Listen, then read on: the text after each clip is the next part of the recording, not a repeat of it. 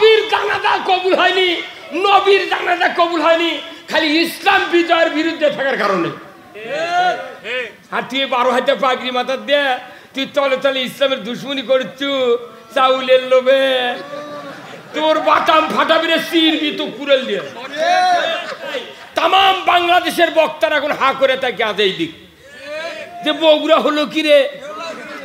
আর আমাকে ঠকানোর জন্য করছে 1 লাফের মধ্যে বক্তারা 2 বক্তা থেকে পারে না। আয় তুই দেখে যা, আয় আমরা ঠ্যাঙ্গের মধ্যে ঠ্যাং দিয়ে শুয়েছি।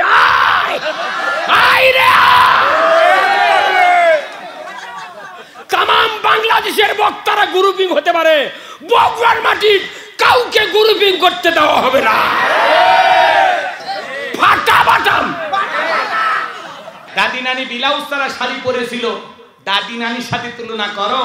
আগেকার দাদি নানি ব্লাউজ ছাড়া শাড়ি পরেছিল, এখন গরমের কারণে পরুক আর অভাবের কারণে পরুক, দাদি নানি ব্লাউজ ছাড়া শাড়ি পরিয়া তারা ঘরের কোনায় লুকিয়েছিল।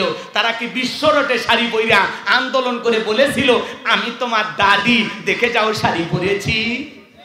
বলেছিল কোনোদিন? বলে নাই। দাদি নানির তুলনা দাও। আগেকার দাদি নানি পুরুষের কণ্ঠের আওয়াজ পাইলে ঘরের কোনায় লুকাইছে, আর এখনকার মা বোনেরা পুরুষের কণ্ঠের আওয়াজ পাইলে বাড়ির গেট খুইলা দরজা খুইলা গল্প করে, কার কাছে এসেছেন, কি বলতে চান? বাদশা, বাদশা আমারই স্বামী, বলেন ভাই প্লিজ একটু বসেন, চেয়ার দে, একটা চা খেয়ে যাবেন তো গরিবের বাড়িতে। এমন কায়দায় ডাকে মনে হয় মায়ের পেটের ভাই। চুপ করে থাক ধোকাবাজ, চোখে তোদের নাহি লাজ, চুপ করে থাক ধোকাবাজ, চোখে তোদের নাহি লাজ। গোড়া কেটে মাথায় ঢালো পানি, তোদের চিনি আর কতকাল করবি রে শয়তানি। মুনাফিকদের চেনা বড় কঠিন। কথা বলেন না কেন? সকালবেলায় বলে আমরা ইসলামের পক্ষে আছি, আর রাতের বেলা ইসলাম নামের গাছের গোড়া কাটে। কথা বলেন ঠিক কি না? সকালবেলা বলবে কোরআনের মাহফিল চলবে, সন্ধ্যেবেলায় পুলিশ পাঠায় বন্ধ করে। আছে না নাই? এজন্য মুনাফিক চেনা বড় কঠিন। মনে রাখবেন, অমুসলিমের দ্বারা ইসলাম যতটা না ক্ষতিগ্রস্ত হয়, নামধারী মুনাফিক মার্কা মুসলমানের দ্বারা ইসলাম সবচেয়ে বেশি ক্ষতিগ্রস্ত হয়। কথা বলে ঠিক কি না? এজন্য ভাইয়েরা আমার, আজকে আমি মুনাফিকদেরকে নিয়ে আলোচনা করব না, আমি কাফেরদেরকে নিয়ে আলোচনা করব না, আমি আলোচনা করব আল্লাহর ভিআইপি মুমিন বান্দাদেরকে নিয়ে। বলুন আল্লাহু আকবার। একটু জবান ছেড়ে সবাই আমার সাথে তেলাওয়াত করুন। আউযু বিল্লাহি মিনাশ শাইতানির রাজিম। বিসমিল্লাহির রাহমানির রহিম। বিতাড়িত মুর্দা শয়তানের কাছ থেকে আল্লাহ পাকের কাছে আশ্রয় প্রার্থনা চাচ্ছি। পরম করুণাময় সীম দয়ালু আল্লাহ তাআলার নামে শুরু করছি। সূরার নাম সূরা আল মুমিনুন। বলেন কি না? এদিক খেয়াল করেন, কথা মনে আপনারা বুঝতে চাচ্ছেন না, কষ্ট হচ্ছে আপনাদের? হ্যাঁ, এদিক খেয়াল করেন। যে কোনো আয়াত বা সূরার তাফসীর করতে হলে কোন প্রেক্ষাপটে কোন সময় রাসূলের উপরে সে আয়াতটি বা সূরাটি নাজিল হয়েছে, সেই নাজিলের প্রেক্ষাপট জানার দরকার আছে না নাই? আরবিতে বলা হয় শানে নুজুল। যদি শানে নুজুল আলোচনা করা হয় তাহলে তাফসীর বুঝতে সহজ হয়। বলুন আল্লাহু আকবার। তাহলে বিশ্বনবীর উপরে কোন প্রেক্ষাপটে কোন সময় আল্লাহ তাআলা সূরা আল মুমিনুন নাজিল করেছেন, আমি কি নাজিলের প্রেক্ষাপট একটু তুলে ধরবো? কষ্ট হবে না তো ইনশাআল্লাহ? সম্মানিত ভাইয়েরা আমার, বিশ্বনবীর প্রিয় সাহাবী হযরত ওমর ফারুক রাদিয়াল্লাহু তাআলা বলেন, আমি মৌমাছির বন বন ভন ভন আওয়াজ শুনলাম, ডানে তাকায় মৌমাছি নাই, বামে তাকায় মৌমাছি নাই। বিশ্বনবীর চেহারা মুবারকের দিকে তাকায় দেখি আমার নবীজি ফিসফিস করে কি যেন তেলাওয়াত করতেছেন। হযরত ওমর ফারুক দেখে বলেন, আমার বোঝার বাকি রইল না, আসমান থেকে নবীজির উপরে কোরআনুল কারীম নাজিল হচ্ছে আর বিশ্বনবী কোরআনুল কারীম রিসিভ করতে ব্যস্ত। বলুন আল্লাহু আকবার। তাহলে মৌমাছির বন বন ভন ভন আওয়াজ হইলে কোরআনুল কারীম নাজিল হয়, দপ্তরি ছুটির ঘন্টায় বাড়ি মারে টন টন আওয়াজ হইলে কোরআনুল কারীম নাজিল হয়। আমার ভাইয়েরা, বিশ্বনবী যখন ঘোড়ার উপরে থাকতেন, ওই সময় যদি কোরআনুল কারীম নাজিল হইতো, ওহির ভারে ঘোড়ার পা গুলো বালুর ভিতরে ডেবে যেত। বলুন আল্লাহু আকবার। নবীজি যখন উটের উপরে থাকতেন, ওই সময় যদি কোরআনুল কারীম নাজিল হইতো, ওহির ভারে উটের মাথা জমিনের সঙ্গে লেগে যেত। এক সাহাবী রানের উপরে মাথা রেখে নবীজি আরাম ফরমাচ্ছেন। ওই সময় কুরআনুল কারীম নাজিল হলো। সাহাবী ডেকে বলেন, আমার কাছে মনে হয় আমার রানটা ফেটে যাবে, আমার কাছে মনে হয় আমার রানের উপরে পাহাড় চেপে ধরা হয়েছে। তাহলে কুরআনুল কারীমের একটা আলাদা ওয়েট, আলাদা একটা ওজন আছে না নাই? দীর্ঘ 23টি বছরে নবীজির উপরে এই কুরআনুল কারীম নাজিল হয়েছে। বাজান গো আমার, জীবনের প্রথম কুরআনুল কারীম রিসিভ করতে গিয়ে বিশ্ব নবীর শরীর মোবারকে জ্বর পর্যন্ত এসেছিল। ইমদাদিয়া লাইব্রেরি ছাপাইয়া মুসলমানের ঘরে ঘরে 150-200 টাকার বিনিময়ে কোরআনটা পৌঁছায়া দিয়েছে। এই কোরআনের শান কত, মর্যাদা কত, আজও কপাল পরা মুসলমান আমরা বুঝলাম না। এমন মুসলমান বয়স আছে 30, 40, 50 বছর বয়স হয়ে গেছে, আল্লাহর কোরআনটা কোনোদিন খুলেও দেখে নাই। এমন মুসলমানও আছে না নাই? কষ্ট হয় ভাইয়েরা আমার। তাহলে দীর্ঘ 23টি বছরে নবীজির উপরে কোরআনুল কারীম নাজিল হয়েছে। আরো অনেকগুলো পদ্ধতিতে রাসূলের উপরে কোরআনুল কারীম নাজিল হইতো, আজকে বলার এত সময় নাই। হযরত ওমর ফারুক ডেকে বলেন, নবীজির কোরআনুল কারীম রিসিভ করা শেষ হয়ে গেল। বিশ্ব নবী সাহাবায়ে কেরামদের দিকে মুখ ঘোরায় ডেকে বলেন, আমার সাহাবীরা, এই মাত্র আসমান থেকে জিবরাইল এসে আমাকে জানায় দেখলেন, নবী গো, কিছু কষ্ট খাওয়া দাওয়ার গল্প বললেন না, আমার তাহলে এলোমেলো হয়ে যায়। একটু 2-1 বসেন, বসে ফাঁকা রাখেন। কেন বক্তা এত বেশি শ্রোতা নাই, একটু ফাঁকা। জি জি, হুট করে কথা বললেন না। বিশ্বনবী সাহাবায়ে কেরামদের দিকে মুখ ঘোরায় ডেকে বলেন, আমার সাহাবীরা, এই মাত্র আসমান থেকে জিবরাইল এসে আমার উপরে সূরা আল মুমিনুনের 10টি আয়াত কারিমা নাজিল করে জানায় দেখলেন, নবী গো, এই 10টি আয়াতের ভিতরে আল্লাহ রাব্বুল আলামিন তার আদরের মুমিন বান্দাদের জন্য 7টি বৈশিষ্ট্য নিয়ে আলোচনা করেছেন, 7টি গুণাবলী নিয়ে আলোচনা করেছেন। কোন মুমিন যদি এই 7টি গুণে গুণান্বিত হতে পারে, 7টা গুণ দিয়ে তার জীবনটাকে সাজাইতে পারেন, আমার আল্লাহ রাব্বুল আলামিন বলেন, উলাইকা হুমুল ওয়ারিসুন আল্লাযীনা ইয়ারিসুনাল ফিরদাউস হুম ফিহা খালিদুন। আমার আল্লাহ রাব্বুল আলামিন বলেন, তারাই উত্তরাধিকারী হবেন জান্নাতুল ফিরদাউসের, সেখানে তারা চিরকাল বসবাস করবেন। আমার আল্লাহ কোনোদিন তাদেরকে জান্নাত থেকে বের করে দেবেন না। চিৎকার মেরে বলুন সুবহানাল্লাহ। আপনার আমার টার্গেট জান্নাত না জাহান্নাম? কারা কারা জান্নাতে যেতে চান, 2টা হাত তুলে আমার আল্লাহকে একবার দেখান। আল্লাহ পাক আমাদের সবাইকে জান্নাতুল ফিরদাউসের ওয়ারিস হিসেবে কবুল করুন। জোরে বলুন আমিন। জান্নাতে যেতে হলে কয়টা গুণাবলী? 7টি। জোরে বলেন কয়টি? 7টা। আঙ্গুল দেখান তো বাজান, দেখি তো, সবাই আঙ্গুল দেখান। এই যুবকেরা, যুবকদের অবস্থা যা দেখতেছি, বাপ রে বাপ। যুবক তোমরা বলো তো বাবা, কয়টা গুণাবলী? লিল্লাহে তাকবীর। হাত নামা। এই 7টি গুণাবলী কি কি আমি বলবো, একটু অপেক্ষা করেন, অল্প সময়ের মধ্যে শেষ করে দেব ইনশাআল্লাহ। আল্লাহু আকবার বলেন। এইটা নিয়ে ফ্রান্সের পার্লামেন্টের সকল সদস্য খেপে গেছে, আবার কেউ কেউ বাহবা দিতেছেন। আল্লাহর সেই গোলাম ফ্রান্সের পার্লামেন্টে বৈশা যখন পতাকা উঁচু করে তুলে ধরেছে, তখন কিছু কিছু আছে না 5-6টা গোলাম, ওরা তখন এই পার্লামেন্টের এই ব্যক্তিকে তারা শাস্তি দিয়েছে। তারপরে আল্লাহর বান্দা হাসি যে আমি একটা নীরব প্রতিবাদ করেছি, তামাম পৃথিবীর মানুষকে জানান দিতে চাই, ফ্রান্স যেই ইসরায়েলি ইহুদি জালেমদেরকে সমর্থন দিয়েছে, আমরা তার ঘোর বিরোধিতা করলাম। আমরা বলতে চাই, আমরা হাজারো নির্যাতন, অসহায়, মাজলুম মুসলমানদের পক্ষে আছি। বলেন আল্লাহু আকবার। আরো জোরে বলেন আল্লাহু আকবার। পৃথিবীর অনেকগুলো রাষ্ট্র ফিলিস্তিনিকে স্বাধীন হিসেবে স্বীকৃতি দিচ্ছে, আলহামদুলিল্লাহ বলেন। অচিরেই আমরা বিশ্বাস করি, আজ হোক কাল হোক, ফিলিস্তিনি মুসলমানেরা স্বাধীন হবে। কথা বলেন ঠিক কিনা? যে সমস্ত ইহুদি জালেমেরা জোর করে দখল করে বসবাস করতেছে, একদিন এই জালেমদেরকে ইমানদাররা হটায়া নিজের ভূমি, নিজের মাতৃভূমি রক্ষা করবে। একজন ইহুদির বাচ্চার ফিলিস্তিনের জমিনে জায়গা হবে না। কথা বলেন ঠিক কিনা? মুসলমানেরা রক্ত দিতে জানে, মুসলমানেরা পিছিয়ে যাওয়ার জাতি না, মুসলমানেরা এগিয়ে যাওয়ার জাতি। কথা বলেন ঠিক কিনা? তামাম পৃথিবীর মুসলমানেরা যদি একবার ঐক্যবদ্ধ হয়, একটা হুঙ্কার মারে, এরকম হাজারো ইহুদি জালেমেরা এই জমিন থেকে পালানোর জন্য গর্ত খুঁজে পাবে না, কথা বলে ঠিক কিনা? কিন্তু হাজারো মুসলমান ব্যস্ত, মুসলমান আছে নামধারী, কথা বলেন না কেন? নবীর দেশ কোন দেশ? কথা কয় না, সৌদি আরব, নাম শোনেন নাই?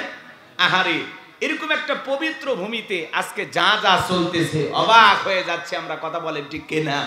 তারা আবার নাইট ক্লাব শুরু করছে, নাইট ক্লাব, ডিজে পার্টি, নারী পুরুষ একত্রে নাচানাচি করবে। আহারে, কয়েকদিন আগে মদের বার উন্মুক্ত করেছে, এর আগে 154টা সিনেমা হল বানাইছে। যে দেশে গানের কনসার্ট হচ্ছে, বলেন তো বাজান, যারা পাপের কাজ বন্ধ করার দরকার তারা যদি চালু করে সমাজে গিয়ে যাবে না পিছিয়ে যাবে? কথা বলেন না কেন? বাজানকে মন খারাপ করবেন না, সামনের দিকে যাই। যে কথা বলতে চাচ্ছিলাম, আমার ভাইরা, লম্বা হবে, লম্বা করার সুযোগ নাই।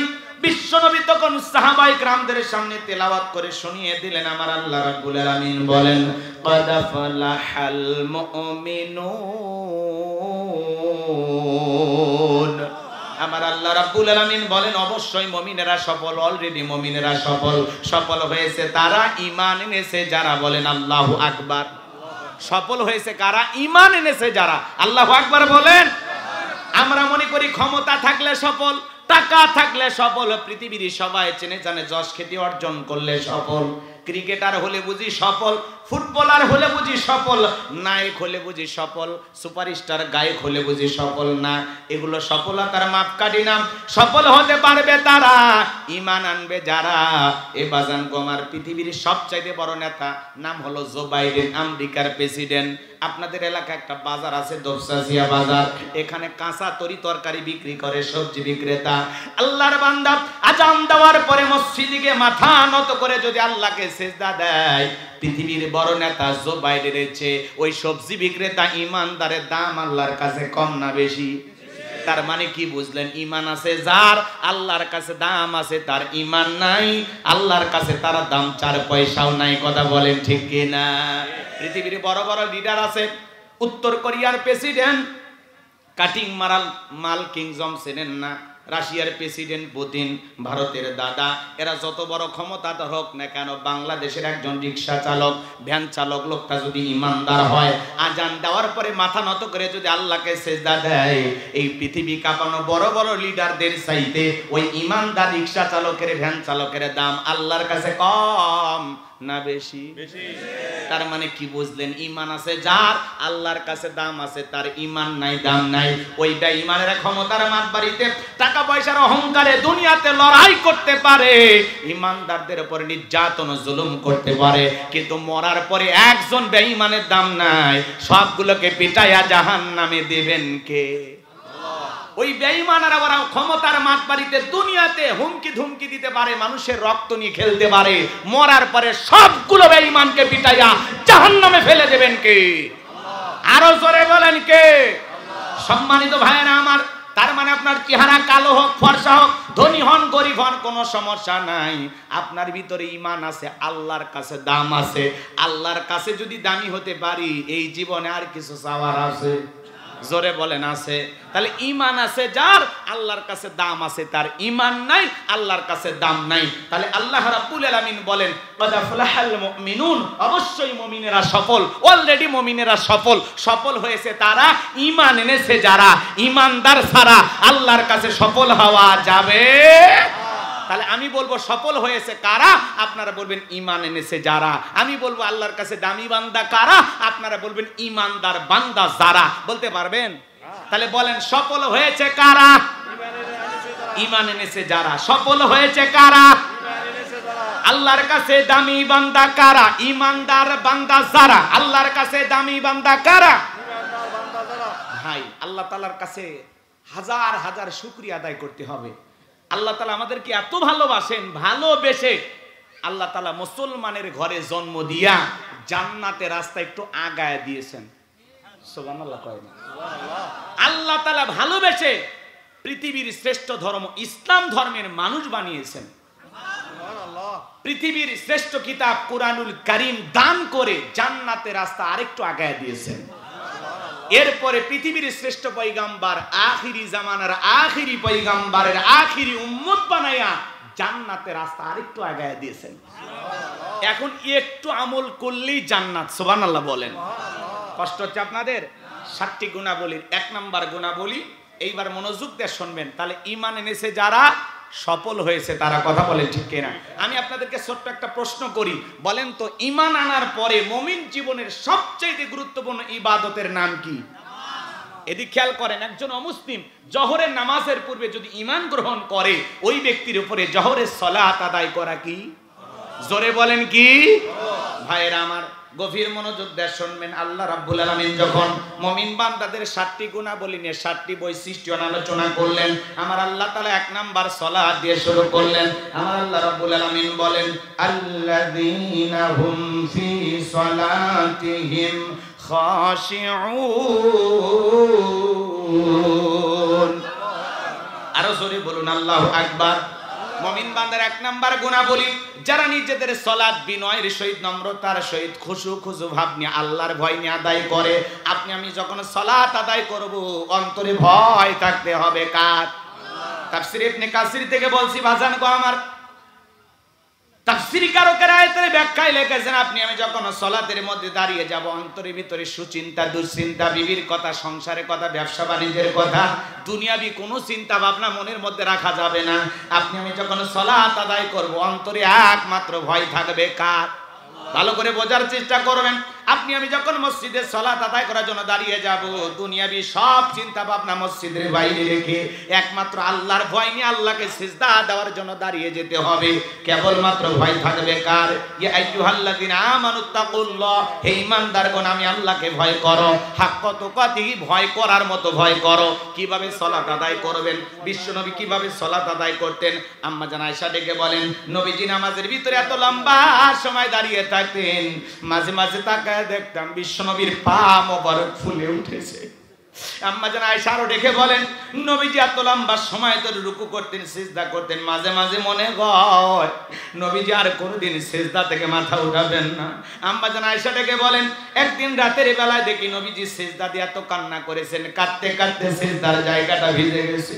আম্মা জান আয়েশা অপেক্ষায় বসে থাকলেন, নবীজি যখন সিজদা থেকে মাথা উঠাইলেন, আম্মা জান আয়েশা জিজ্ঞাসা করেন, নবী গো এত কান্না কেন করেছেন, কি হয়েছে আপনার? বিশ্ব নবী ডেকে বলে, আয়েশা আমি তো আমার জন্য কাঁদি না, আমি কাঁদি আমার গুনাহগার উম্মতের জন্য।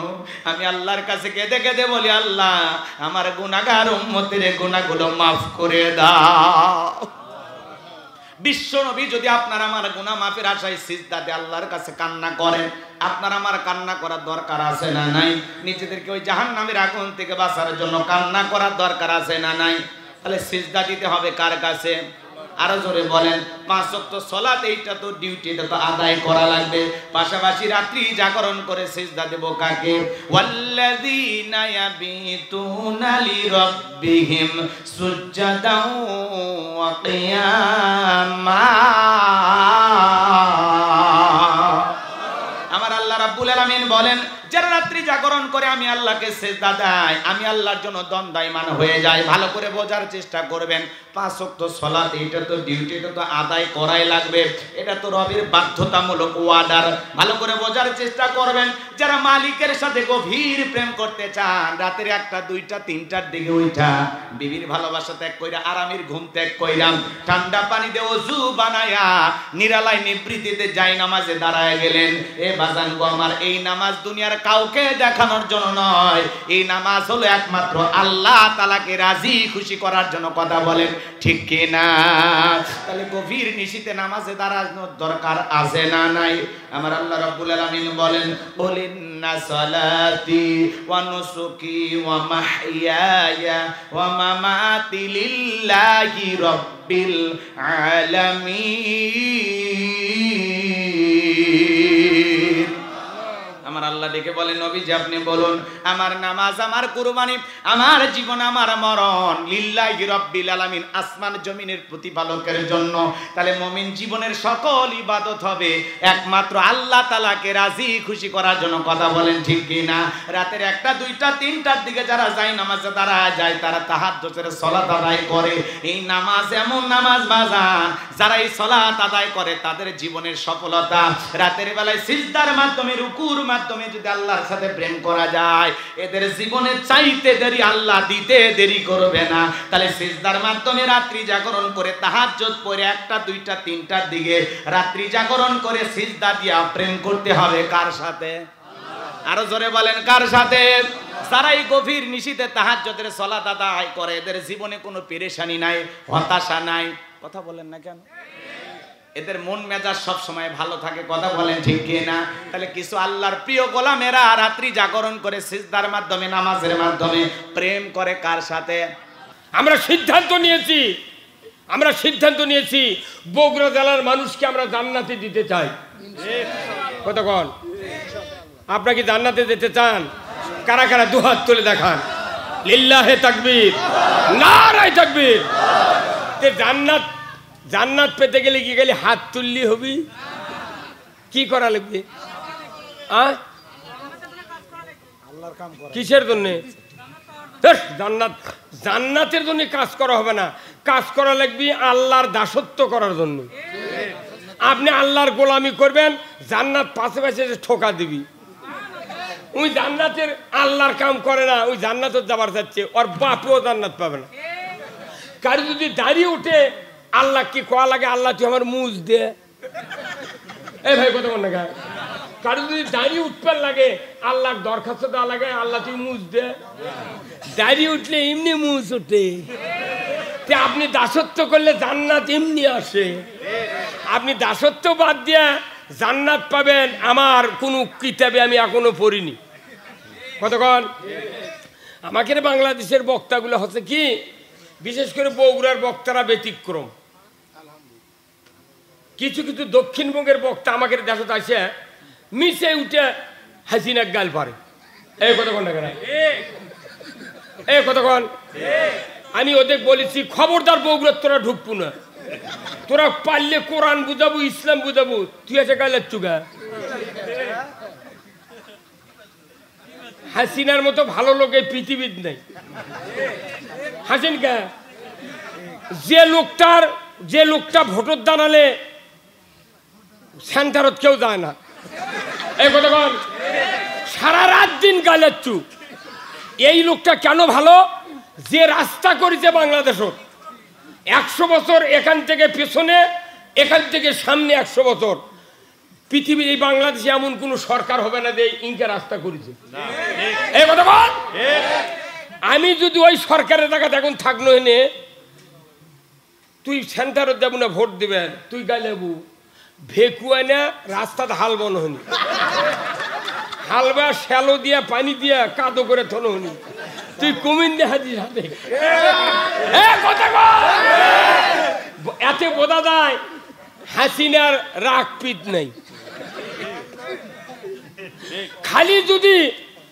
খালি যদি ইসলামের 4টে কাজ করলো হনি, কিয়ামত পর্যন্ত শেখ হাসিনা নামানের মরদ বাংলাদেশত নাই। কয়দিন তো খুবই লাফালু, পিটার হাত গোল গোল চশমা চকর দিয়ে কয়দিন ফেসবুকে দেখালো ইঙ্গা বাড়ায়। তখন কেউ কেউ কয় আজই হাসিনা শেষ।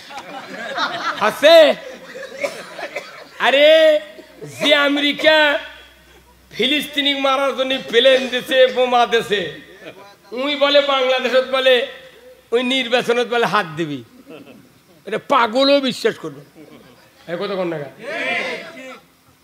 ইসলামের কথা বলতে হবে, শুনতে হবে, মানতে হবে। ইসলামের কথা কার? এখন ইসলামের কথা আল্লাহর। আমি যদি বলি তাহলে আমি কি দোষী? হ্যাঁ, আচ্ছা, এই যে পল্লী বিদ্যুৎ আছে না, সেদিনকে আমার গ্রামত কয়া যাচ্ছে একটা বিরাট ঘোষণা কি, আগামী কাল থেকে সকাল 8টা থেকে 5টা পর্যন্ত বিদ্যুৎ সংযোগ বন্ধ থাকবে। আচ্ছা, ওই সময় তো ও কি যদি যাই মাইকিং করে চক পিটলে, এটা কি ওই মাইক যাই করেছে ওই পল্লী বিদ্যুতের লোক, ওটা কি ওরই কথা? ওটা কার কথা? ওই পল্লী বিদ্যুৎ সমিতির হেডম্যানের কথা, জিএম এর কথা, ডাইরেক্টরের কথা। কথা ঠিক কিনা? তাহলে এখন আপনি নির্বিঘ্নে শুনে, কেউ ট্যাঙ্কি ভরাচ্ছেন, কেউ পারলে, কেউ রঙের বালতি ভরে থাকেন, সারাদিন চলা লাগবি তো। কতক্ষণ টাকা?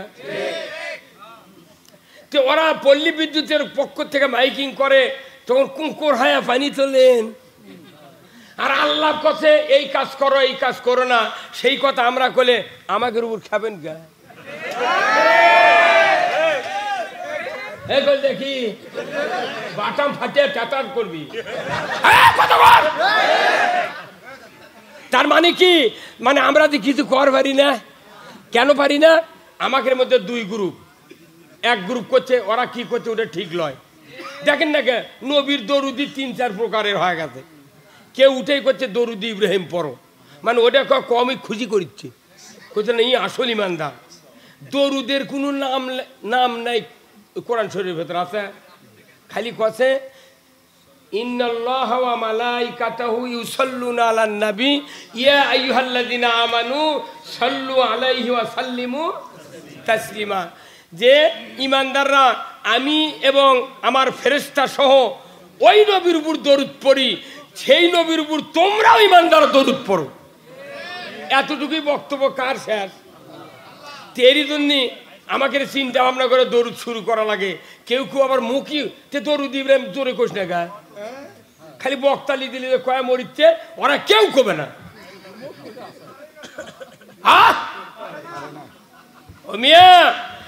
আমরা যারা আলিম আছি, বক্তা আছি, আমরা এই বাংলাদেশে নয় তাম পৃথিবীতে ইসলামের 12টা বাজিয়ে দিচ্ছি। কতক্ষণ দরুদ নিয়ে কোনো প্রশ্ন হবে না কিয়ামতের ময়দানে, পাখি নিয়ে হবে না, দাড়ি নিয়ে হবে না, জুব্বা নিয়ে হবে না, কুরবানি নিয়ে নয়, খালি 5টা প্রশ্ন হবে কিয়ামতের ময়দানে। কয়টা? 1 নাম্বার কি তাও জানে না কি? 1 নাম্বার নামাজ, 2 নাম্বার হলো যৌবন, 3 নাম্বার হলো হায়াত, 4 নাম্বার হলো মাল, 5 নাম্বার হলো আপনার এলেম। এই 5টা প্রশ্ন হচ্ছে হাসরত। আর কবরত হলো 4টা, মান রব্বুকা ওমা দিনুকা ওমান নাবিউকা মান হাজার রাজুল। কয়টা হলো? এই 4 আর 5 কত? 9টা প্রশ্ন, একবারে উত্তর সব লিখ আউট। সরকার পরীক্ষা যখন দেয় খালি প্রশ্নপত্র আউট হয়, কয় এইবারকার পরীক্ষা বাতিল, খালি আউট হচ্ছে প্রশ্নপত্র বাতিল। আর আল্লাহ প্রশ্নর আগে উত্তর আউট করে দিছে। এই উত্তর আউট করার পর তারা ফেল করবি, কমতা পেটন হবে না কি ভাই? এখন আসেন আসল কথা, এখন হবি, শুনতে রাজি আছেন তো?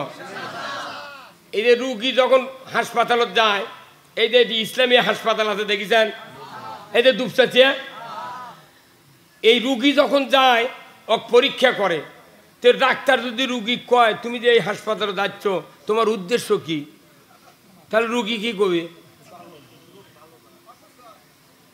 আরে উদ্দেশ্য যদি রুগীর ভালো না থাকে, 1000 ওষুধ দিলে ভালো হবে না। রুগীর উদ্দেশ্য হলো আমি এখানে চিকিৎসা হয়ে সুস্থ হতে চাই। এই রুগীর উদ্দেশ্য যদি সুস্থ থাকে, ওই উদ্দেশ্যের সাথে ডাক্তারের উদ্দেশ্য এক হওয়া লাগবে। তাহলে ডাক্তার ওষুধ লিখবি, রুগী ওই ওষুধ খেলে অবশ্যই ভালো হবি। উদ্দেশ্য যদি ঠিক না থাকে, ওষুধ খালে মুখ দিয়ে যাবি, পাশা দিয়ে পরে যাবি, কিচ্ছু হবে না। আমাদের দেশের আমরা যারা বক্তা, আমরা ট্যাবলেট দিচ্ছি, কিন্তু শ্রোতা যারা আছে তার উদ্দেশ্য ঠিক নাই, বক্তাকের উদ্দেশ্য ঠিক নেই। সেই জন্য কান দেয় শোনে উমিন্দা বার হয়ে যায়। তাহলে উদ্দেশ্য কি হওয়া লাগবে? এক। কার উদ্দেশ্য? রসুলের উদ্দেশ্য, আল্লাহর উদ্দেশ্য এক, কিন্তু বান্দার উদ্দেশ্য রসুলের সাথে মিল নাই, আল্লাহর সাথে মিল নাই। কি? তাহলে এখন এই মিল শুনবেন, আসেন। তাহলে আজ থেকে 1500 বছর আগে আমাদের নবীর নাম কি? হযরত মুহাম্মদ সাল্লাল্লাহু আলাইহি সাল্লাম। ওনার উপর ভালো মানুষ কেউ আসছিল পৃথিবীর? তাহলে ওনার দাঁত ভাঙলো কে? মক্কা থেকে গেল কে? তাইফত মারলো কে? কতক্ষণ গালেলো কে? ওর থেকে তাহলে যারা ইসলামের কাজ করে অথচ গাইলেই না, তাহলে ওর থেকেই চরিত্রবান। কতক্ষণে কে? কি ভাই? এমন ইসলামের কাম করে, পাগড়ি দিছে, জুব্বা দিছে, সব দিছে, রাস্তা দিয়ে হেঁটে যায়, সগলি মানে গাছ শুদ্ধ মাথা হেলে সালাম দেয়। তাহলে নবীর থেকে বোধ ওর চরিত্র ভালো ভালো। তার মানে কি? নবী ওঙ্কা বাঁচা বাঁচা কথা কয়নি, কোরআনের সঠিক কথা বলেছে। নবীর উপর ওই জন্য রাগ করেছে, কথা ঠিক কিনা? তাহলে রসুলকে কি উদ্দেশ্যে পৃথিবীতে পাঠালো আল্লাহ? এখন শোনেন, সূরা সফ নাম শুনছেন? সূরা সফ আল্লাহ বলছেন, হুয়াল্লাযী আরসালা রাসূলাহু বিল হুদা ওয়া দীনিল হক লিইউযহিরাহু আলাদ-দীনি কুল্লিহি ওয়ালাউ কারিহাল মুশরিকুন। আমার আল্লাহ বলছেন, হে নবী, আপনাকে আমি পৃথিবীর জমিনে পাঠাইছি একটা মাত্র কাজের জন্য। ধরে কোন আল্লাহু আকবার। কয়টা কাজ? একটা মাত্র কাজ। আপনি পৃথিবীর জমিনে গিয়া মানুষের তৈরি করা মতবাদ, আইন কানুন, তাহজিব তামুদ্দুন, কৃষ্টি কালচার, নিয়ম নীতি উৎখাত করে দিয়া, ওইগুলি সরায় দিয়া একমাত্র আমি আল্লাহ আমার দেওয়া আইন, আমার দেওয়া জীবন ব্যবস্থা কায়েম করবেন। যদি এই কাজটা করতে পারেন, আমার আল্লাহ বলেছেন আমি আপনাকে দায়িত্ব দিচ্ছি, যখন এই কাজ করবেন তখন কাফের মুশরিক যারা বেদিন হবে তারা আপনার এই কাজগুলি দেখে তাদের কলিজায় জ্বালা পোড়া হবে, তারা আপনাকে সহ্য করবে না। কি হবে? কলিজার কি হবে? জ্বলবি। তে কোরআনের কথা কলে শুনলে জ্বলবি, কার কথায় দেয়? আল্লাহর কথা। তাহলে যদি এর কেড়ে না জ্বলে তাহলে আমরা চিনবার পাবো কেমনি? কথা কেন বারে? তাহলে যদি কোরআনের কথা শুনে যদি কেউ মনে করে আমার কলিজাত লাগিচ্ছে, তাহলে ভালো, আপনি শোনেন। আচ্ছা কোন তো আমার এই হাতে একটা ঘা হচ্ছে, কি হচ্ছে? ঘা। সারা পৃথিবীর ডাক্তার পারেনি, হঠাৎ করে এক বাইদের মেয়ে এসে করছে, হুজুর আপনাকে একটা মলম দেবো, 7 দিনে যদি ঘাও ভালো না হয় ডবল টাকা ফেরত। এখন এই মলম যাহা লাগাছি নিয়ে আচ্ছা তোরে জ্বলবে লেগেছে। তখন আমি ফোন করছি, দিদি মলম জ্বলে কে? করছে জ্বলবি তো, ওটা ভালো হওয়ার লক্ষণ। এই মলম দিলে এই ঘা ভালো হবে, তার মূল লক্ষণ হলো জ্বলতে হবে। মলম যেটা আসল সেটা জ্বলবি। কথা কর। যদি না জ্বলে জিন্দিগিতে ব্যারাম ভালো হবে না। ঢাকার থেকে 1600 বিঘা ভেউ কিনেছে রে। 900 একর না কত ভাই শুনেছেন এটা? হ্যাঁ, ওটি থেকে সুইচ মারছে, সারা বাংলাদেশে ত্রাস সৃষ্টি হচ্ছে। এই কথা কন ক্যাঙ্কা হচ্ছে, এটা কেবলকে হাসিনা শুরু করছে। উনি মনে করছিল শেখ হাসিনা বোধ হয় ও আগলে মানুষের লাগান। আরে লতিফ সিদ্দিরি পারি পায়নি, টাকলো মুরাদ পারি পায়নি, কথা কন না গা তুই পাবু। উনি এমন ভাবে ধরিচ্ছে দেখেন, এগুলো আস্তে আস্তে ধরিয়া জনগণ কবি তোরাই বিচার কর। ঠিক তো এখন করছেন, ওরই কথা আমাকে ধরে গেল। আমার 20 লাখ টাকা ফুরেছে মামলার জামিন নিতে, এই টাকাও আমাকে বেনজিরকে ফেরত দিতে হবে।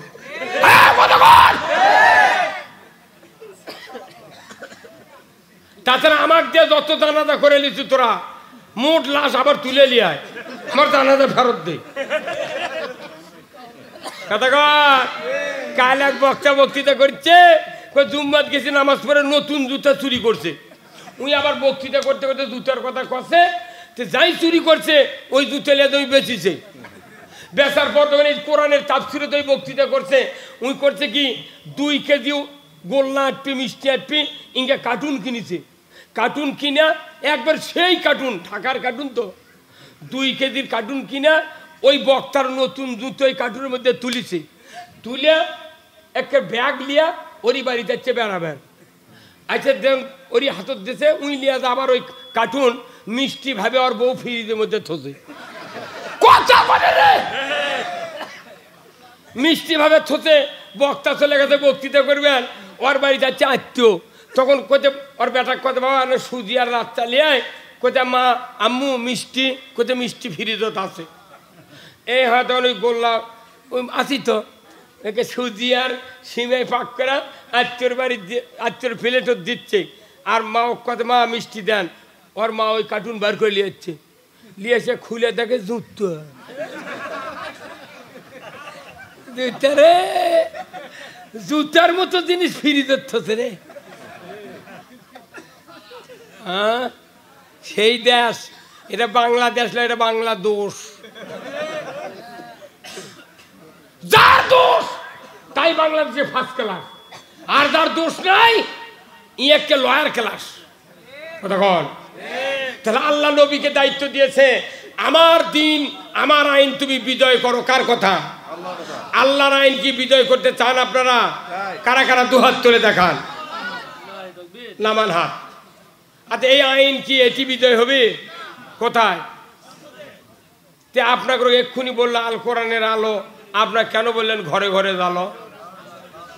হ্যাঁ, পৃথিবীর কোন দেশে যদি সংবিধান তৈরি করা হয়, ওই জায়গায় গিয়ে যদি কোরআন না রাখা হয়, জিন্দিগিতে বক্তৃতা দিয়ে সারেনার লাভ হবে না।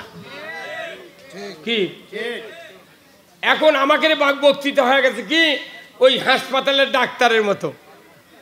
কতক্ষণ আমার ভাইরা, দুনিয়ার জমিনে যদি কোনো ডাক্তার রুগীর কাছে ঔষধ লিখে দেয়, আর ওই ডাক্তার যদি অন্যান্য কোম্পানির রিপ্রেজেন্টেটিভের কাছ থেকে হাজার হাজার টাকার ঔষধ যদি হাদিয়া পায়, আর বলে স্যার আপনার ঔষধের সাথে আমাদের কোম্পানির ঔষধ লিখবেন, আপনাকে 10,000 টাকার ঔষধ দিয়ে গেলাম, ওই ডাক্তার কি বলুন তো ওই কোম্পানির 2-4টে ওষুধ লিখবে কিনা? লিখবে না। ওই ডাক্তার জানে এই ওষুধগুলা খাইলে যে উপকার হবে, এর থেকে ঘুমের রুটি ভালো। ডাক্তার জানে পরীক্ষার মাধ্যমে যে 2টা ট্যাবলেট হলেই ব্যায়াম ভালো হয়ে যাবে, কিন্তু রুগী কই লেগেছে 7টা, ওই যে 10,000 টাকার ওষুধ পাওয়ার জন্য। কথা বল, 7টা লেগেছে, অর্থ কেনা লাগে না। এই বাংলাদেশে এমনও ডাক্তার আছে মোবাইলত গান শুনে আর ঔষধ লেখে। এই কথা নাম শুনবেন, নামও আমার মুখস্থ আছে, ময়নুল হাসান সাদিক। আমি গেছি বলিচ্ছি, আমার বুকত কাশ হয়ে গেছে, আমাকে ওষুধ লেগেছে আর মোবাইলে গান শুনে, ডাক্তার সাহেব এই গান লেখে এই গান শুনে আমার ওষুধ লেগলে জীবনে ব্যারাম ভালো হবে না। আমি আপনার কাছ থেকে উঠে চলে গেল, আমি হিন্দু ডাক্তার কাছে যাবো, তা আপনার ওষুধ খাবো না। আমি দেবাশিস রায় বগুড়া ডক্টরসে বসে, ওর কাছে এক পাকে গেছি, আমার সেই ঠান্ডার মধ্যে কাজ ভালো। কে তুই মুসলমান? ময়নুল হাসান সাদিক। কি রে 3টা নাম, একটা ময়নুল, একটা হাসান, একটা সত্যবাদী। ফাইজলাম রে, এরকম সরকার টাকা দিতে পাগল দেখে। দেবাশিস এটা হিন্দু মানুষ, এত ভদ্র, ওষুধ লেগেছে, 2টা ওষুধ দিয়েছে, 24 ঘন্টার মধ্যে আমার বক্তৃতার জন্য গলা খুলে দিচ্ছে আল্লাহ। আর তোর কাছে গেছি রে 1200 টাকার পরীক্ষা করে, তুই গান করছো আর আমাকে ওষুধ লিখে দিচ্ছ। রে তুই মানুষ চিনিস না। কতক্ষণ কোনো ডাক্তার দেখা আমার বাকি নাই। তুই ডাক্তার করছে কি 2 ওষুধ লিখলে ব্যারাম ভালো হবি, ওই কোম্পানির ওষুধ পাওয়ার কারণে আরো 6টা লিখে দিয়েছে। ডাক্তার জানে যে এই ওষুধের থেকে ঘুমের আটার শক্তি বেশি, উনি তাও লিখে দিচ্ছে। অর্থ কেনা লাগে না, কেনা লাগে কার? রুগীর। আমাকে হয়ে গেছে কি বক্তারা জানে 1 ট্যাবলেটে বাংলাদেশ ভালো হয়ে যাবে, কিন্তু তারই সাথে 400 ট্যাবলেট দিচ্ছে, কোনো লাভ নেই। আমি কোন 1 ট্যাবলেটের বক্তৃতা দিতে পারি, কথা ঠিক কিনা? সেই ট্যাবলেট কি? আল কোরআনের আলো। আপনার বক্তৃতা শেষ, আপনি মরে যাবেন, জান্নাতে যাবেন। কোরআনের আইন কায়েম হবে, নামাজ পড়ার কথা কলে বিজ্ঞা, খালি নামাজ পড়ার আইন কায়েম হবে।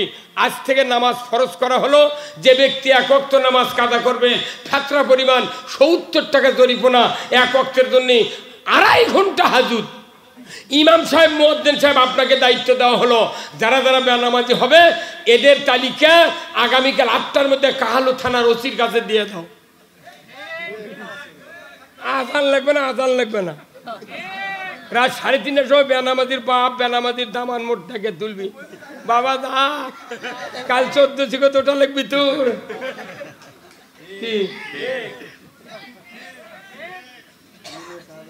না, এটা হচ্ছে আল্লাহর আইন। আল্লাহ কাছে নামাজ কায়েম করবে রাষ্ট্র শক্তি। কার কথা? আল্লাহ তাআলা বলছেন সূরা আল হজ 41 নম্বর আয়াত, আল্লাযীনা ইম্মাক্কান্নাহুম ফিল আরদ আকামুস সালাতা ওয়া আতাউয যাকাতা ওয়া আমারু বিল মারুফ ওয়া নাহু আনিল মুনকার ওয়া লিল্লাহি আকিবাতুল উমুর। আমার আল্লাহ বলছেন, ও দুনিয়ার মানুষেরা, তোমরা যদি মুসলমান হও, কোন দেশের রাষ্ট্রপ্রধান হও, প্রেসিডেন্ট হও, সরকার হও, আমি আল্লাহ বলে দিলাম তোমরা ক্ষমতায় গেলে 4টি দফা চালু করবে। 1 নম্বর নামাজের আইন, 2 নম্বর যাকাতের আইন, 3 নম্বর ন্যায়ের আদেশ, 4র্থ নম্বর অন্যায়ের নিষেধ। এই 4টা দফা দুনিয়ার কোনো সরকার যদি পৃথিবীতে কায়েম করে, আল্লাহর ইজ্জতের কসম, আল্লাহ বলেছেন ওই পৃথিবীটা হবে জান্নাতের পৃথিবী। নামাজ কায়েম করবে কে? আল্লাহ। এই খেললে খাদ্যি করে আল্লাহ। নামাজ কায়েম করবে রাষ্ট্র শক্তি। এই কথা কোন না? সে তবলিগের বাপও যদি 4000 বছর ঘুরে নামাজ কায়েম করতে পারবে না। জামাত বক্তৃতা করে ফাটেও যদি যায় পারবে না। বক্তারা 400 বার জন্মিবি, 400 বার ভালো হবি, জাতা হবি, পারবে না। কারণ আল্লাহ বলেছেন রাষ্ট্র শক্তি আল্লাহর দিন যদি কায়েম করে, এদেশে নামাজ চালু হবে, চুরি বন্ধ হবে, জুয়া বন্ধ হবে, জানা বন্ধ হবে, এদেশে সুদ বন্ধ হবে, মানুষ মারা যাবে, আল্লাহর জান্নাতে যাবে। যখন আল্লাহু আকবার। তাহলে এই কথা বলা কি অপরাধ? এই কথা কলি কিছু কিছু জুম্মার মোতাল্লিরা কয় কি, কয় তুমি রাজনীতি করো কে, তুই করিস কে, তুইও বাদ দে, আমিও বাদ দেবো। এই কথা কয়। এখনকার মসজিদ কমিটি তারা এরা আবার করে কি, ইমামক নিয়োগের সময় দেখে ওর বাপ কোন দল করে।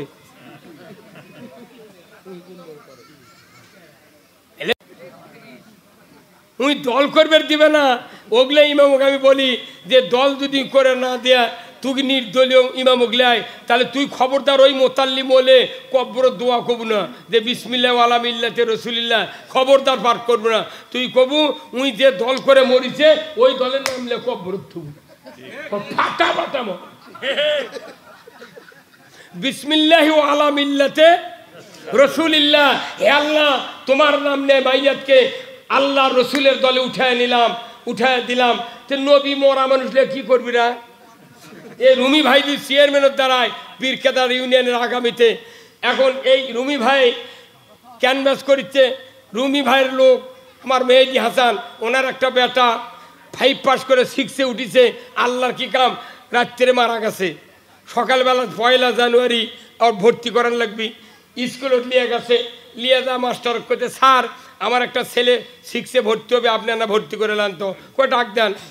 কোচেন আমার ছেলে হাঁটতে পারে না, কোথায় আছে? ভ্যানত আছে।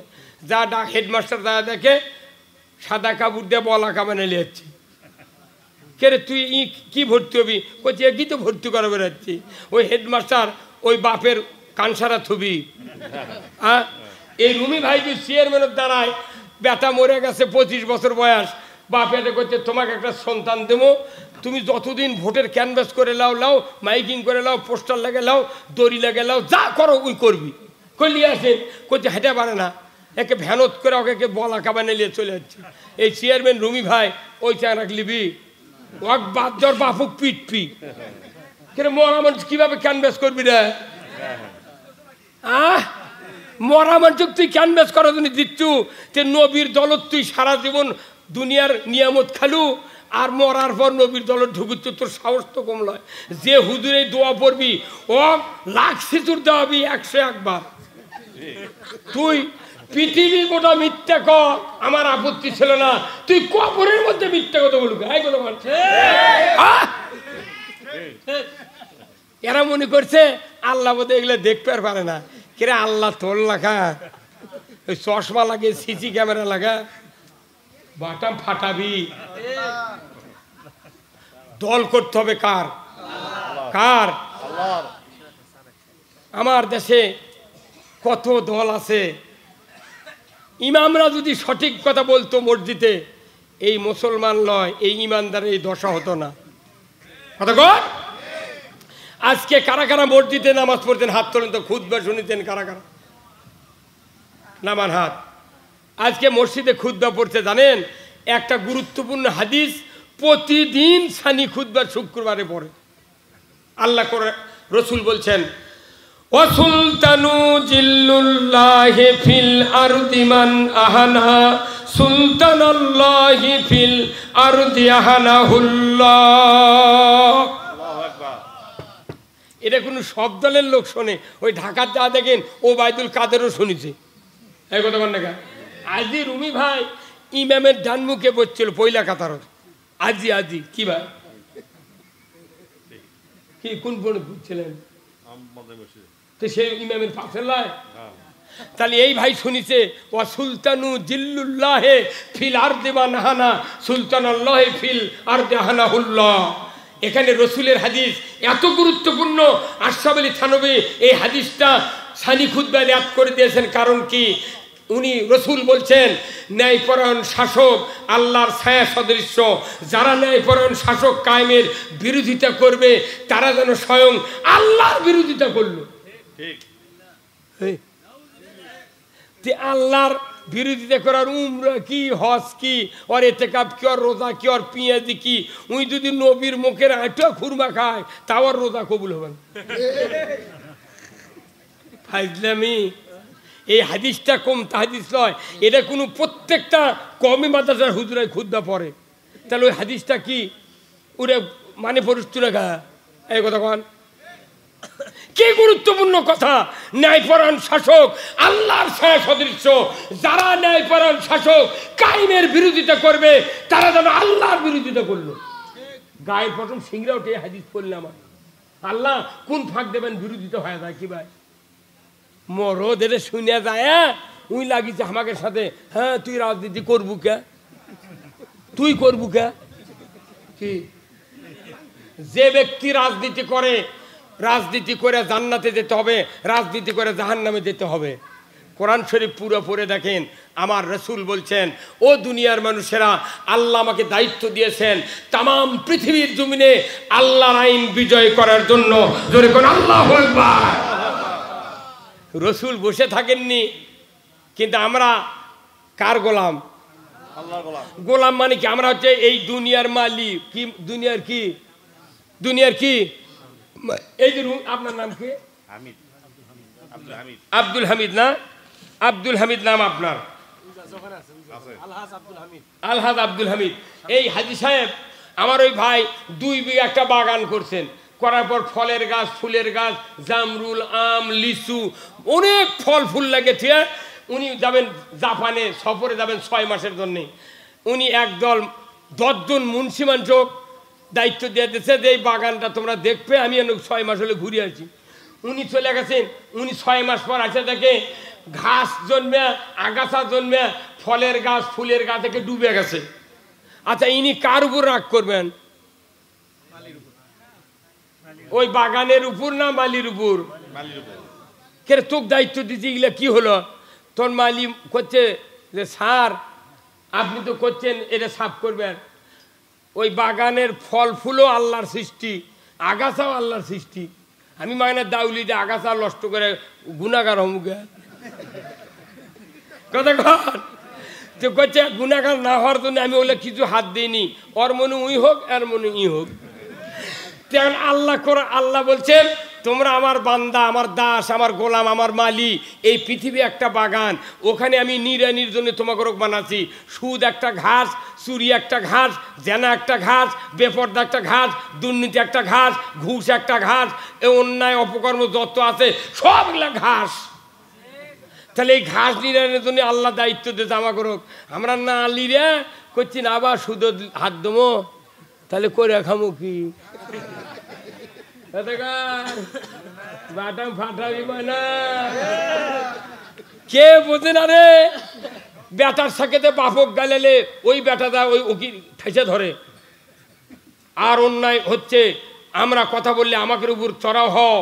পৃথিবীর মানুষ শুনে রাখেন, আমি মরে যাব, আল্লাহর ইজ্জতের কসম, কিয়ামতের ময়দানে আল্লাহর পক্ষের লোক ছাড়া একটা লোক আল্লাহর জান্নাতে যাবে না। হয়তো জানাজার বহু লোক হবি, দাড়িও থাকবি, টুপিও থাকবি, পাগড়ি থাকবি, জুব্বা থাকবি, মসজিদে ইমামতি করবি, কিন্তু অন্তরে আল্লাহর দ্বীনের বিরোধিতা থাকবে। এই লোকগুলি মক্কার হজরে আসওয়াদ পাথর যদি গিলা খায় আল্লাহর জান্নাতে যেতে পারবে না। নবীজির ওই কথা কইয়া, নবীজির ওই কথা কইয়া সবাই কান্দে, কিন্তু নবীর সমাজ গড়ার কাজে শত দ্বন্দ্ব মনে বাজে। এই কথা ঠিক কিনা? হ্যাঁ জোরে কোন ঠিক? নবীর কথা শুনতে ভালো, নবীজির আদর্শ ভালো, বক্তৃতার বিবৃতিতে সবাই বলতে পারে। সেই আদর্শে ব্যক্তি জীবন রাষ্ট্র গড়ার কাজে বলেন তিনি হলেন আল্লাহর রাসূল, এমনটা কি সাজে, কিন্তু নবীর সমাজ গড়ার কাজে শত দ্বন্দ্ব মনে বাজে। আরো জোরে ভালো লাগবে, ঠিক? আরো জোরে ঠিক। এই ঠিকটা জোরে হলে আল্লাহ খুশি জীবনের গুনাহ মাফ করে দিবি। এই গানের সাথে আপনাকে একমত হতে হবে, কিন্তু আপনি এই গানের সাথে একমত হন না, আপনি কন আমি জ্ঞান হারাবো, মরেই যাব, কেউ বাঁচাতে পারবে না। ফাটা যায় মুক্তা ফাটা যায়, এমন ফাটে দেশে জিন্দিগিতে জোড়া লাগবে না। ওই একবারই সংসদ গেছে, আর জীবনে যাওয়া লাগবে না। জাতির সোনা শেষ, কথা ঠিক কিনা? মুসলমান দাবিদার ইমানদারেরা, আমি আপনাদেরকে বলতে চাই, এই পৃথিবীর জমিনে একমাত্র দাসত্ব করতে হবে কার? কিসের মাধ্যমে? আইন মানার মাধ্যমে, কথা ঠিক কিনা? যুবক ভাইরা যারা আমরা আছি এই পৃথিবীতে, আমাদের একটাই কাজ আল্লাহর পক্ষে থাকা, কথা ঠিক কিনা? আল্লাহর আইনের বিরোধিতা করলে এই ব্যক্তি জিন্দেগিতে জান্নাতে যাবে না। এটা কার কথা? জান্নাত দেওয়ার মালিক কে? গুনাহ মাফ করার মালিক কে? আল্লাহ কিয়ামতের দিন কবি, তুই যার আইন মানুষু তারিকা যা বেহেশত চা, তুই দিতে পারবি? আরে আল্লাহ রে, মানুষ যে পাকে ভোট হলো না, আপনাকে ভোট হয়নি, হয়নি কি? আমাকে নন্দীগ্রাম 5 তারিখে ভোট, এই ভাইস চেয়ারম্যান দাঁড়াচ্ছে। আচ্ছা কোন তো ভাইস চেয়ারম্যানের যদি আপন ভাই উপজেলার দাঁড়ায় চেয়ারম্যান হোক, আপন ভাই, ওই আপন ভাই কি ওই ভাইয়ের জন্য ভোট চাবার পারবে? কেসব পারবে না। কি মরদ রে, কি রাজনীতি বোঝে রে, কি বিপদ রে। ওই ভাইস চেয়ারম্যান দাঁড়াচ্ছে, কোন চেয়ারম্যান ভোট চার বুদ্ধি নাই, তাহলে কি ভয় যে ওর ভোট চালে ওর লোকেরা অন্য লোকেরা আর ভোট দেবে না। তুই ওর ক্যানভাস কর, লুকে তোর কাম তুই করে যা। আল্লাহ আমাকে বানাচ্ছে, আল্লাহর আইনের পক্ষে কথা না কা, আর একজনের আইনের পক্ষে কথা করছু, আর যা নামাজ করছু রব্বানা আতিনা ফিদ দুনিয়া হাসানা। আল্লাহ তখন জিবরাইল কয় এর মাথা ঠিক নেই রে, তুই কার গুণগান করিস আর কার কাছে তুই হাসানা যাচ্ছ? হ্যাঁ, খালি বাসর রাত্রে রাত 11:30টার সময় যদি স্ত্রী একজনের সাথে হ্যালো কয়, আর আপনি যদি ঘুমোর থেকে শুনবে আর পান, পরের দিন কবেন তুই বাড়া বাড়া, তুই এক্ষুনি বিয়ে করে নিয়ে যাচ্ছি, তুই কার সাথে কথা করছি রে? আর আপনি বাউলুরি মারা আল্লাহর বিরোধিতা করছেন। জান্নাতে যেতে গেলে খবরদার, খবরদার, এদেশের যত অমুসলিম আছে এরা ইসলামের যত ক্ষতি না করেছে তার চেয়ে কোটি কোটি গুণ ক্ষতি করেছে ইমানদারেরা। অমুসলিমরা কোন ক্ষতি করে? আমি রোজার মধ্যে দেখেছি একটা অমুসলিম সিগারেট খায়নি আমাদের সাক্ষাতে, আর আমাদের শেষরা ইমানদার আমার সাক্ষাতে সিগারেট খা ফু করে মারছে। এই কথা কর, আমাকে দেখাচ্ছে দেখ মরদ কাক কয়। হ্যাঁ, তাহলে বোঝা যাচ্ছে অমুসলিমেরা এই বাংলাদেশে ভদ্র বেশি। কোথায় মুসলমান? আপনাকে আল্লাহর আইনের পক্ষে থাকতে হবে। যদি পারেন সাহস তাহলে পক্ষে থাকেন, আর তাছাড়া মাং নাই এই অজু করে রাত জায়গায় এগুলো করে কোনো লাভ নাই। সেই পাগড়ি বান্ধিছে 10টি মাসে, আষাঢ় মাসে খুলিচ্ছে মাথা। ঠিক আছে, এই পাগড়ি কবে না দেখা জানেন? এই পাগড়ি বদরের যুদ্ধে আল্লাহ তাআলা পাঠাতে জিবরাইল দিয়ে, যখন যুদ্ধে একের পর এক সাহাবীদের গর্দানে কোপ দিয়ে কাল্লা নেমে দিচ্ছে, ওই সময় আল্লাহ জিবরাইলকে বললেন, হ্যাঁ জিবরাইল যাও, বেহেশত থেকে তুমি এক খণ্ড কাপড় নিয়ে পেছন দিকে সহাত ঝুলে দিয়ে রসুলের সামনে মাথা মোড়ায়া তুমি দেখা দিয়াছো। তামাম সাহাবীরা যেন এইভাবে পাগড়ি বেঁধে যুদ্ধের ময়দানে নামতে পারে। আল্লাহু আকবার।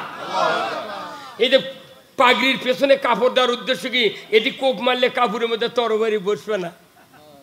এই পাগড়ি তখনই সওয়াব হবে যে পাগড়ি দিয়া যুদ্ধের জন্য নয়, দ্বীনের জন্য কাজ করে। এই পাগড়ি মাথা শুদ্ধ জান্নাতে যাবি। আর পাগড়ি বান্ধিছে ইসলামের ক্ষতি করার জন্য। ই পাগড়ি লয়, এটা সালা পিজা থাকায় ভালো। কি ব্যাপার হলেন? এটা তো ইতিহাস, এটা ইতিহাস।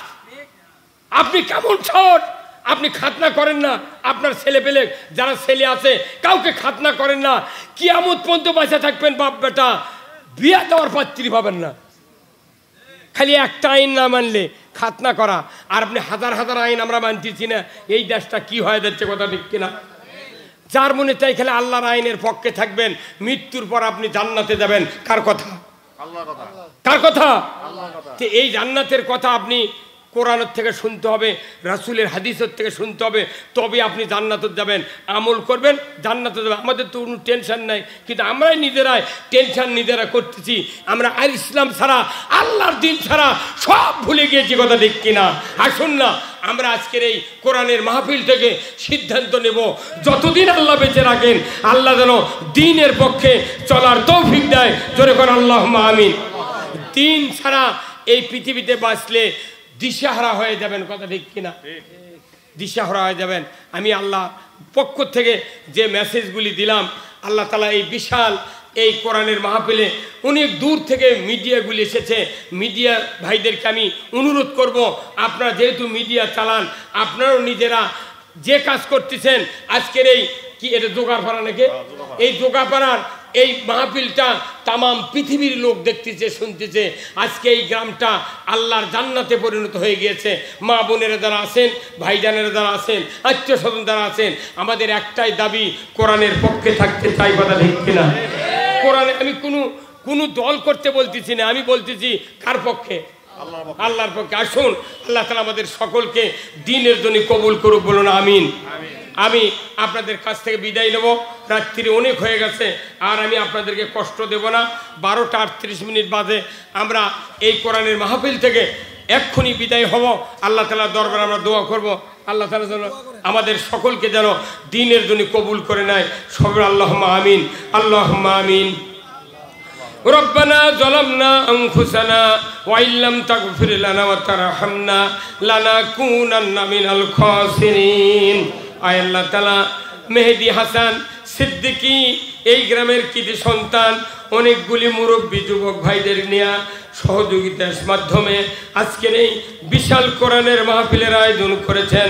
চতুর্দিক থেকে হাজার হাজার লোকজন এসেছিলেন, আল্লাহ আলেম ওলামা এসেছিলেন, আল্লাহ অনেক মিডিয়া ব্যক্তিত্ব মানুষগুলি যুবক ভাইরা এসেছেন। আল্লাহ মাহফিল কানা আপনি কবুল আর মঞ্জুর করে নেন। আয় আল্লাহ, এই গ্রামের মাটির নিচে যত মুমিন মুমিনাত চিরবিদায় নিয়ে শুয়ে আছেন, সকলের কবরগুলিকে আপনি জান্নাতের বাগান বানায়া দেন।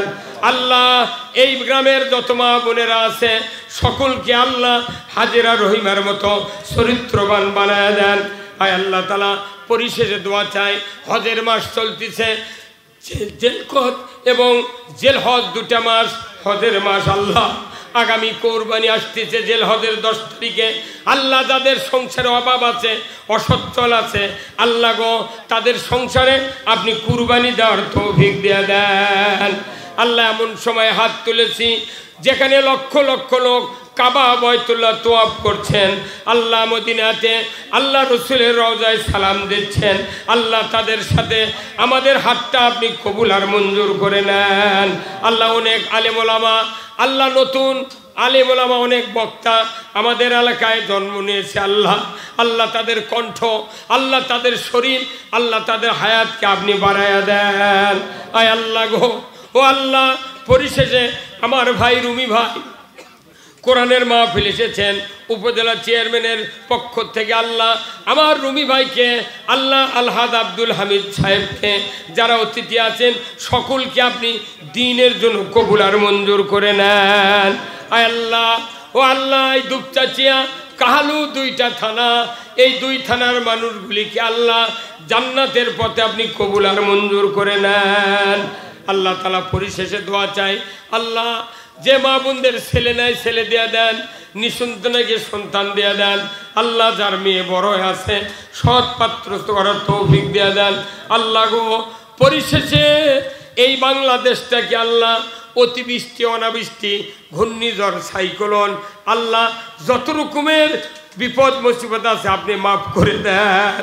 আল্লাহ গত কয়েকদিন আগে যে তাণ্ডব হয়ে গেল আমাদের দেশের উপর থেকে, অনেকের বাড়িঘর নষ্ট হয়ে গেছে, আল্লাহ তাদেরকে পূর্বের অবস্থা আপনি ফিরাইয়া দেন। আল্লাহ এত দুর্যোগ আমি জীবনে দেখিনি, ঝড় দেখেছি, তুফান দেখেছি, এত দীর্ঘ টাইম হয়েছে, আল্লাহ আমাদের ভয় ধরে গিয়েছিল। আল্লাহ এই বাংলাদেশে এইরকম আর বড় ধরনের সাইক্লোন আপনি দিবেন না আল্লাহ। আয় আল্লাহ, যারা নৌকা ডুবিতে, ট্রলার ডুবিতে মারা গিয়েছে এই তুফানের কারণে, আল্লাহ তাদেরকে আপনি জান্নাতুল ফেরদাউস নসিব করে দেন।